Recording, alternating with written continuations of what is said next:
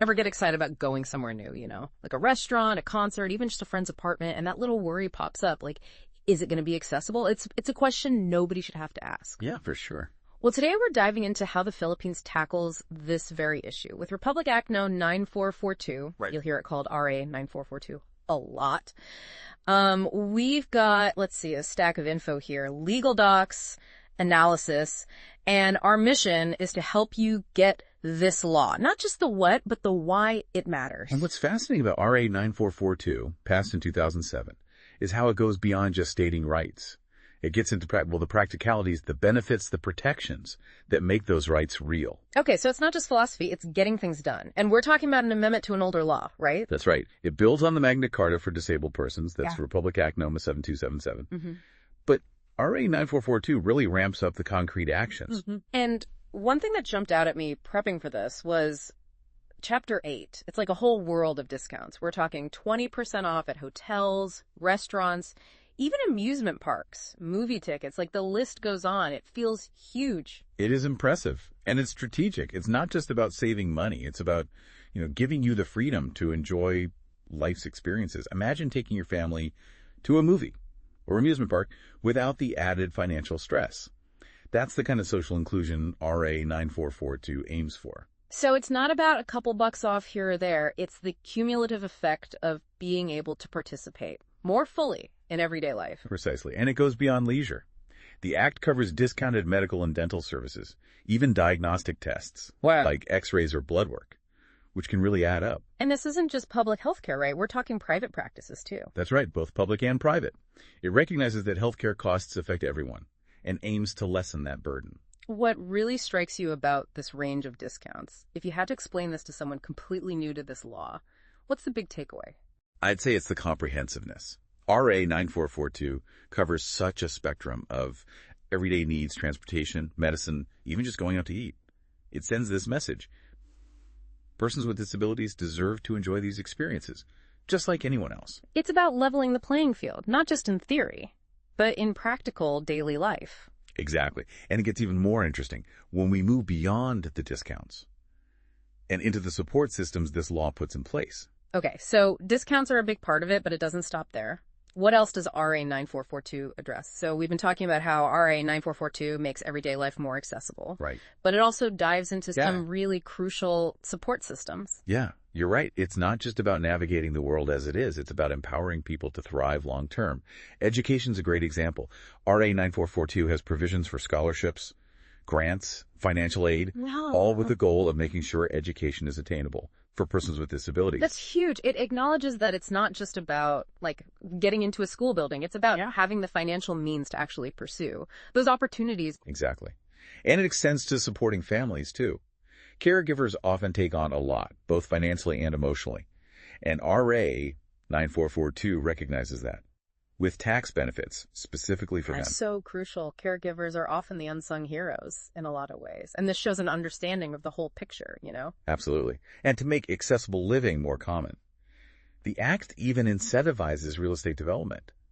Think tax breaks. Okay. To encourage building homes and communities. Yeah. With accessibility in mind. Okay, this next part, I gotta admit, when I read it, I was like, yes! Express lanes for persons with disabilities in all commercial and government establishments. Express lanes. I love that you picked up on that detail. No. Because it illustrates a significant shift.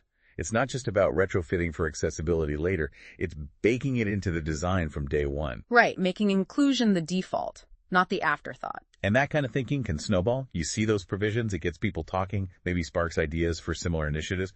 In other areas, it makes you wonder, are there laws like this in other countries? What can we learn from how the Philippines is doing this? You're onto something.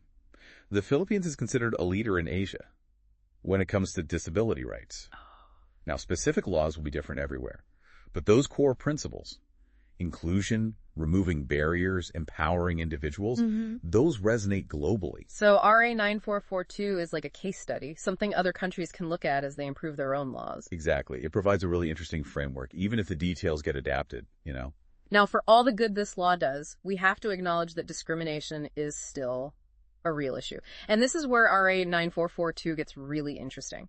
because it goes beyond just physical barriers. It directly addresses things like ridicule and vilification. That's so important. These are forms of discrimination that often fly under the radar, but they can be incredibly harmful. RA 9442 recognizes that and takes a front stance against them.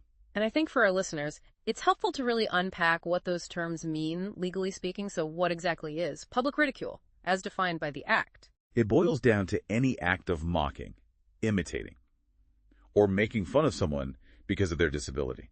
Okay. This could be in writing, verbally, even through actions. So it's not just outright insults, but anything that demeans someone based on their disability. That's a key distinction. Right. And then you have vilification, which the Act says is any public act or statement that stirs up hatred, contempt, or severe ridicule toward persons with disabilities. So it's about creating a hostile environment, even if it's not aimed at one person specifically. Exactly. Think about spreading harmful stereotypes or using dehumanizing language. That's what this part of the law is trying to address. And here's where it gets really interesting, because RA 9442 doesn't just define these things. It puts some teeth behind it, right? There are actual consequences for this kind of behavior. Absolutely. The penalties for violating these parts of the Act are significant. Fines, even imprisonment. Wow. It shows how seriously the Philippines takes these offenses. It's not a slap on the wrist, it's a clear message. This behavior will not be tolerated. Yeah, it's not messing around. Like, this is serious stuff. It is. So we've covered a lot of ground here, from discounts and support systems to tackling discrimination head on for someone tuning in. What would you say are the key takeaways of RA 9442? I think what makes this law so compelling is its multifaceted approach, Yeah. It combines those concrete benefits, the discounts, the support for education and caregivers, Right. with measures designed to shift societal attitudes and combat discrimination. It's like it's hitting the issue from all sides, not just one. Exactly. True inclusion requires that holistic approach. It's All about right. creating a society where accessibility is woven into the fabric of everyday life, from the physical environment to the way we treat each other. Yeah, and what's exciting is that while this law is specific to the Philippines, those core values, inclusion, removing barriers, empowering individuals, those are universal. Absolutely. Every country has its own context and challenges, but RA 9442 provides a powerful example of what's possible when a society decides to prioritize accessibility and inclusion. So as we wrap up this deep dive, it feels like there's a bigger question here, What can our listeners, no matter where they are, do to champion accessibility and inclusion in their own communities? That's the heart of it, isn't it? Change starts with each of us. It could be educating ourselves, Yeah. challenging our own biases, or speaking up when we see injustice. Even small actions can have a ripple effect. So to everyone listening, remember that you have a voice. Use it to advocate for a world where everyone feels seen, heard, and valued. Thanks for joining us on this deep dive. Until next time, keep those questions coming.